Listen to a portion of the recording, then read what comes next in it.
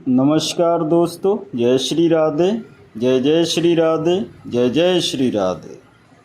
आज हम एक पवित्र कथा जिसका नाम मोहिनी एकादशी है उसके बारे में पढ़ेंगे, जानेंगे और उसको सुनने मात्र, पढ़ने मात्र से ही आपके सारे पापों का नाश होगा। इस कथा को पढ़ने, सुनने या इस व्रत को करने से पूर्व इस मोहिनी एकादशी पूजा विधि को जानना बहुत ज़रूरी है, क्योंकि हम कोई भी पूजा या व्रत को करते हैं तो जो उसकी विधि को जानना बहुत आवश्यक है। तो मैं आपको क्रमशः मोहिनी एकादशी पूजा विधि के बारे में पहले बताऊंगा, फिर हम सब एक साथ मोहिनी एकादशी व्रत की कथा को सुनेंगे। तो मोहिनी एकादशी पूजा की विधि में सबसे पहले इसको पाप मोचनी एकादशी के रूप में जाना जाता है। और पाप मोचनी एकादशी व्रत में भगवान विष्णु के चतुर्भुज रूप की पूजा होती है। तो हम भगवान विष्णु के चतुर्भुज रूप की तस्वीर या मूर्ति के सामने पूजा करेंगे। दूसरा, व्रत के दिन सूर्योदय के समय जगह और स्नान करना चाहिए। सूर्योदय भगवान विष्णु की प्रतिमा के सामने बैठकर एकादशी व्रत कथा का पाठ करना चाहिए। दिन में भगवान विष्णु की पूजा के बाद रात्रि में श्री विष्णु का पाठ करते हुए जागरण करना चाहिए। निराहार रहकर भजन कीर्तन करते हुए रात्रि जागरण करने से काफ़ी पुण्य मिलता है। एकादशी के अगले दिन द्वादशी तिथि के प्रातः काल में स्नान कर भगवान विष्णु को विधिवत पूजा करनी चाहिए। उसके बाद ब्राह्मणों को भोजन कराकर यथासंभव दक्षिणा देकर इस व्रत का समापन करना चाहिए। दोस्तों, आप जान चुके हो इस व्रत के जो नियम हैं, उस विधि है, उसको श्रद्धापूर्वक हमें इन नियमों के साथ इस व्रत को करना है। और ये परमात्मा का आशीर्वाद है कि इस नियम के अनुसार आप करोगे, आप पर ईश्वर की कृपा अवश्य प्राप्त होगी। तो आइए हम जानते हैं मोहिनी एकादशी व्रत की कथा, जिसको सुनने मात्र से ही आपके सारे पाप दूर हो जाएंगे। प्राचीन समय में एक चैत्ररथ नामक एक वन था। उसमें अप्सराएं किन्नरों के साथ विहार किया करती थी। वहाँ सदैव वसंत का मौसम रहता था, अर्थात उस जगह सदा नाना प्रकार के पुष्प खिले रहते थे। कभी गंधर्व कन्याएं विहार किया करती थीं, कभी देवेंद्र अन्य देवताओं के साथ क्रीड़ा किया करते थे। उसी वन में मेधावी नाम के एक ऋषि भी तपस्या में लीन रहते थे। वे शिव भक्त थे, भगवान शंकर के अनन्य भक्तों में से एक थे। एक दिन मज्जुघोषा नामक एक अप्सरा ने उनको मोहित कर उनकी निकटता का लाभ उठाने की चेष्टा की। इसलिए वह कुछ ही दूरी पर बैठ वीणा बजाकर मधुर स्वर में गाने लगी। उसी समय शिव भक्त महर्षि मेधावी को कामदेव भी जीतने का प्रयास करने लगे। कामदेव ने उस सुंदर अप्सरा के भ्रुभु का धनुष बनाया और कटाक्ष को उनकी प्रत्यक्षा बनाई और उनके नेत्रों को मज्जुघोषा अप्सरा का सेनापति बनाया। इस तरह कामदेव अपने शत्रु भक्त को जीतने को तैयार हुआ। उस समय महर्षि मेधावी भी युवा अवस्था में थे, काफ़ी हष्टपुष्ट थे। उन्होंने यज्ञोपवीत तथा दंड धारण कर रखा था। वे दूसरे कामदेव के समान प्रतीत हो रहे थे। उस मुनि को देखकर कामदेव के वश में हुई मज्जुघोषा ने धीरे धीरे मधुर वाणी से वीणा पर गायन शुरू किया। तो महर्षि मेधावी भी मज्जुघोषा के मधुर गाने तथा उनके सौंदर्य पर मोहित हो गए। वह अप्सरा मेधावी मुनि को कामदेव से पीड़ित जानकर उनसे आलिंगन करने लगी। दोस्तों, मेधावी ऋषि उसके सौंदर्य पर मोहित होकर शिव रहस्य को भूल गए और काम के वशीभूत होकर उसके साथ रमण करने लगे। काम के वशीभूत होने के कारण मुनि को उस समय दिन और रात का कुछ भी ज्ञान न रहा और काफ़ी समय तक वे रमण करते रहे। तदुपरांत मज्जु घोषा उस मुनि से बोली, हे ऋषिवर, अब मुझे बहुत समय हो गया है, अतः स्वर्ग जाने की आज्ञा दीजिए। अप्सरा की बात सुनकर ऋषि ने कहा, हे मोहिनी, संध्या को तो आई हो, प्रातःकाल होने पर चली जाना। ऋषि के ऐसे वचनों को सुनकर अप्सरा उनके साथ रमण करने लगी। इसी प्रकार दोनों ने एक साथ बहुत समय बिताया। मज्जु घोषा ने एक दिन ऋषि से कहा कि हे विप्र, अब आप मुझे स्वर्ग जाने की आज्ञा दीजिए। मुनि ने इस बारे में भी वही कहा कि हे रूपसी, अभी ज़्यादा समय व्यतीत नहीं हुआ है, कुछ समय और ठहरो। मुनि की बात सुनकर अप्सरा ने कहा, हे ऋषिवर, आपकी रात तो बहुत लंबी है, आप स्वयं ही सोचिए कि मुझे आपसे के पास आए कितना समय हो गया है, अब और ज़्यादा समय तक ठहरना क्या उचित है। अप्सरा की बात सुन मुनि को समय का बोध हुआ और वह गंभीरता पूर्वक विचार करने लगे। जब उन्हें समय का ज्ञान हुआ कि उन्हें रमण करते 57 वर्ष व्यतीत हो चुके हैं, तो उस अप्सरा को वह काल का रूप समझने लगे और इतना ज़्यादा समय भोग विलास में व्यर्थ चला जाने पर उन्हें बड़ा क्रोध आया। अब वह भयंकर क्रोध में जलते हुए उस तप नाश करने वाली अप्सरा की तरह भ्रुकुटी तान कर देखने लगे। क्रोध से उनके अधर कांपने लगे और इंद्राणियां बेकाबू होने लगीं। क्रोध से थरथराते स्वर में मुनि ने उस अप्सरा से कहा, मेरे तप को नष्ट करने वाली दुष्टा, तू महापापिन और बहुत ही दुराचारणी है, तुझ पर धिक्कार है। अब तू मेरे श्राप से पिशाचनी बन जा। मुनि के क्रोध युक्त श्राप से वह अप्सरा पिशाचनी बन गई।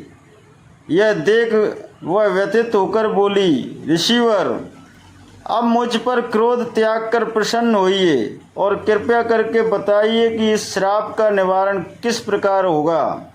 विद्वानों ने कहा कि हे साधुओं, साधुओं की संगत अच्छा फल देने वाली होती है और आपके साथ तो मेरे बहुत वर्ष व्यतीत हुए हैं, अतः अब आप मुझ पर प्रसन्न होइए, अन्यथा लोग कहेंगे कि एक पुण्य आत्मा के साथ रहने पर मज्जु घोषा को पिशाचनी बनना पड़ा। मज्जु घोषा की बात सुनकर मुनि को अपना क्रोध पर अत्यंत ग्लानि हुई, साथ ही अपनी अपकीर्ति का भय भी हुआ।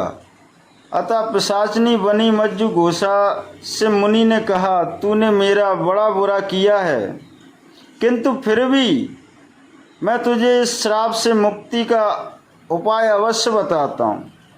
चैत्र मास के कृष्ण पक्ष की जो एकादशी है, उसका नाम पाप मोचनी है। उस एकादशी का उपवास करने से तेरी पिशाचनी की देह से मुक्ति हो जाएगी। ऐसा कहकर मुनि ने उस व्रत का सब विधान समझा दिया और फिर अपने पापों का प्रायश्चित करने के लिए अपने पिता चमन ऋषि के पास गए।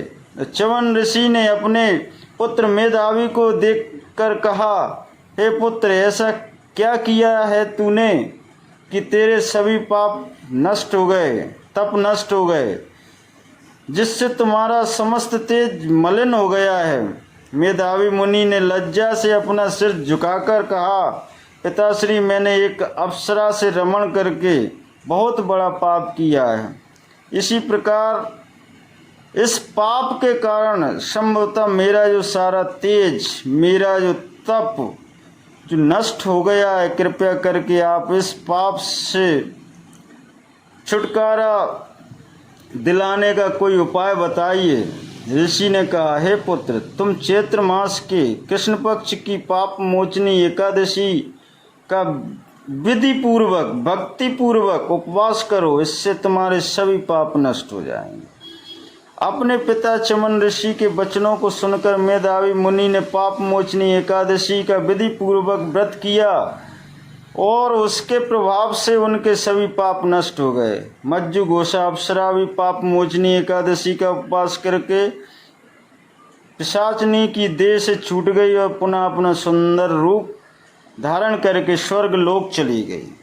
ऐसी पाप मोचनी कथा भगवान विष्णु की असीम कृपा से सारे संकटों के साथ साथ पाप को नष्ट करती है।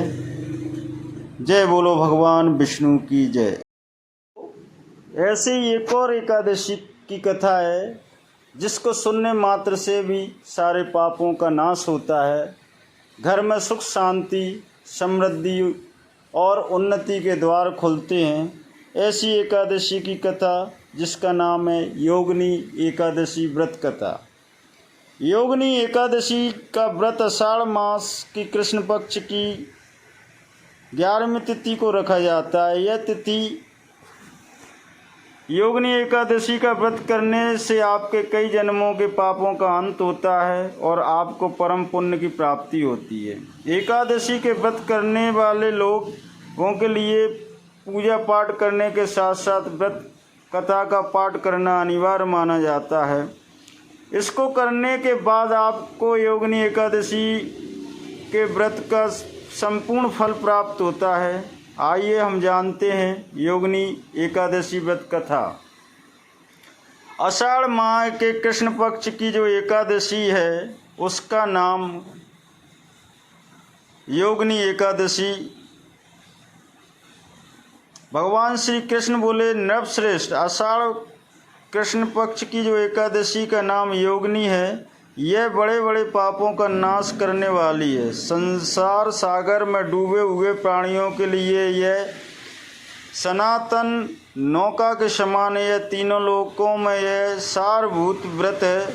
अलकापुरी में राजाधिराज कुबेर रहते हैं। वे सदा भगवान शिव की भक्ति में तत्पर रहने वाले हैं। उनके हेममाली नाम वाला एक यक्ष सेवक था जो पूजा के लिए फूल लाया करता था।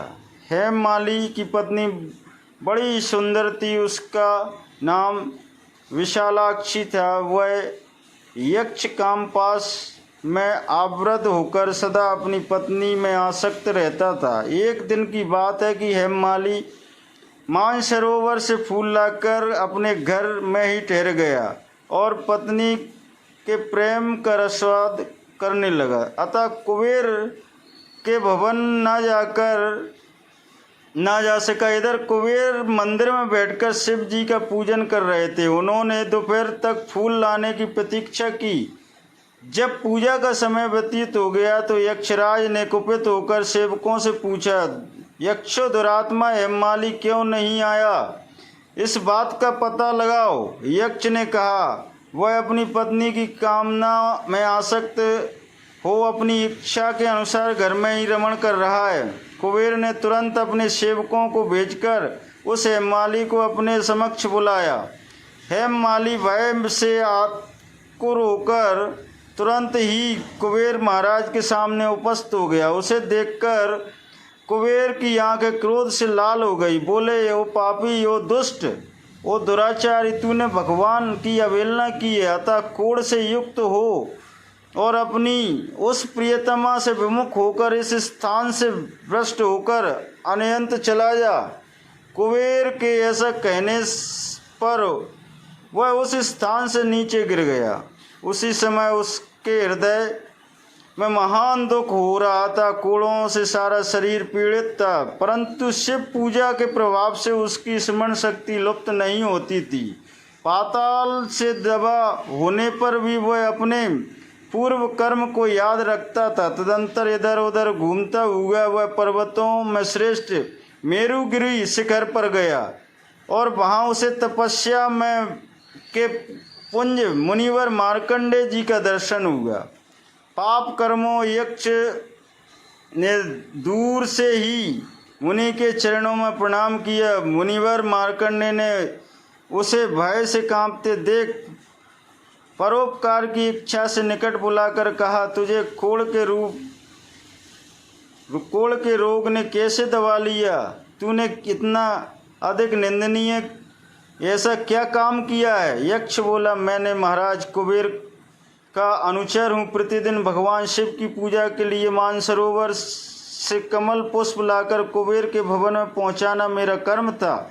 लेकिन एक दिन पत्नी के साथ रमण करते हुए मुझे समय का ज्ञान न रहा और पुष्प ले जाने में विलम्ब हो गया। इसमें कुबेर महाराज ने क्रोधित होकर मुझे श्राप दे दिया। मैं क्रोध से पीड़ित हो अपनी पत्नी के वियोग से दुखी होकर दर दर भटक रहा हूँ। आज किसी पुण्य कर्म से मैं आज आपके सामने उपस्थित हुआ हूँ। ऋषियों का स्वभाव सदा दयालु और परोपकार करने वाला होता है। सो हे महात्मन, आप ही मुझ अभागे को कर्तव्य का बोध कराते हुए पाप से मुक्ति का कोई उपाय बताएं। मार्कंडेय ऋषि ने कहा कि तुमने यह सच्ची बात कही, असत्य भाषण नहीं किया, इसलिए मैं तुम्हें कल्याण प्रद व्रत का उपदेश करता हूँ। तुम आषाढ़ के कृष्ण पक्ष की योगिनी एकादशी का व्रत करो। इस व्रत के पुण्य से तुम्हारी कोढ़ निश्चय ही दूर हो जाएगी।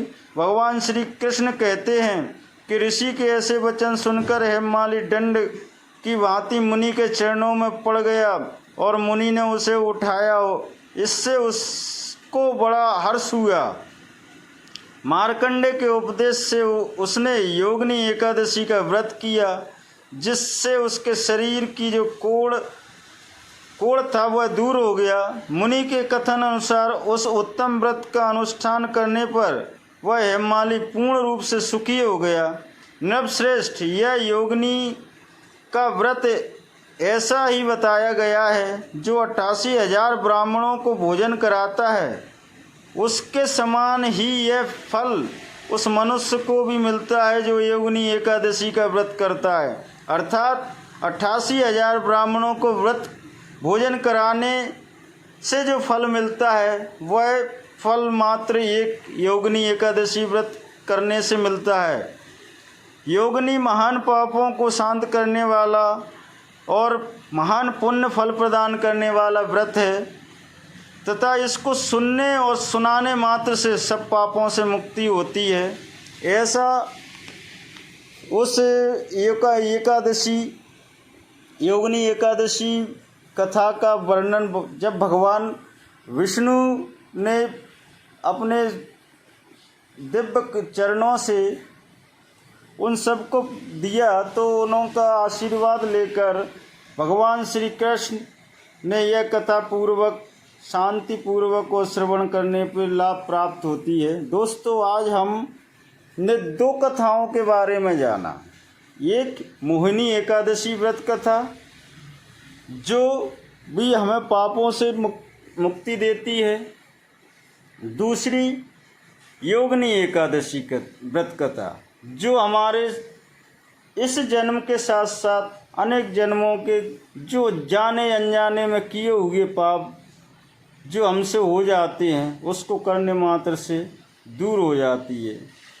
तो दोस्तों, ऐसी पुण्य कथाओं को हम अपने परिवारजनों को और तथा स्वयं को रोज भक्ति भाव के साथ सुनना चाहिए और उसको जानना चाहिए। भगवान ने हमें जन्म दिया है और उन्होंने अनेक साधन प्रदान किए हैं हमें जीवन यापन के साथ साथ, लेकिन हम अपने जीवन यापन में इतना मस्त हो जाते हैं कि हम भगवान को ही भूल जाते हैं और इससे हमारी बुद्धि भ्रष्ट हो जाती है और बुद्धि के भ्रष्ट हो जाने से अनेक दुष्ट कार्यों में लिप्त हो जाते हैं, जिसके कारण हमें तमाम यातनाएं भोगनी पड़ती हैं। लेकिन भगवान की कृपा इतनी हम पे बनी रहती है, उन्होंने ऐसी तमाम युक्तियां हमें प्रदान की हैं कि हम उनको क्रम अनुसार, नियम अनुसार, और नियम अनुसार ना भी अगर आप करो तो केवल शून्य मात्र से भी हमारा कल्याण हो सकता है। बोलो जय श्री राधे, जय जय श्री राधे, जय जय श्री राधे। इसी मोहिनी एकादशी व्रत कथा और योगिनी एकादशी व्रत कथा, ये दोनों का जो फल है, इनको दोनों को एक साथ सुनने से आपके कई जन्मों के पापों से आपको मुक्ति मिलेगी। ऐसा विश्वास है, ऐसा शास्त्रों में लिखा है, और ऐसी आप श्रद्धा आप अगर रखोगे भगवान पे तो अवश्य आपको सारी जो आपकी मन की जो इच्छा है वो पूर्ण होगी। जय जय श्री राधे, जय जय श्री राधे, जय जय श्री राधे, जय श्री राधे। दोस्तों मेरे साथ बोलिए, 10 बार भगवान का नाम लीजिए। एक, जय श्री राधे, जय जय श्री राधे, जय जय श्री राधे, जय जय श्री राधे।